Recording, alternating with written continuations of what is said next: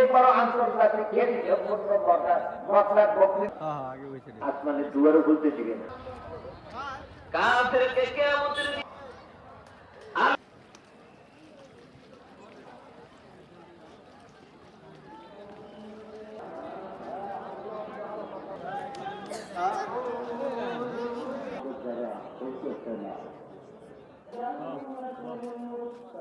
ওনার কান্দা কাজে সহ্য হয় না।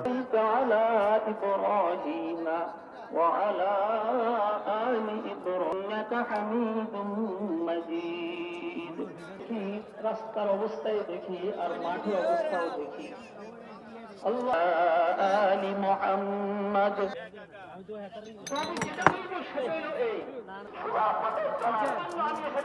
চলে গেলেই তো হয়ে গেল।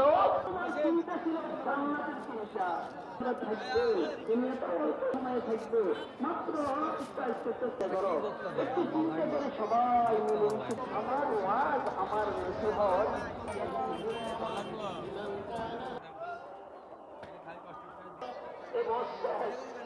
কত রুগী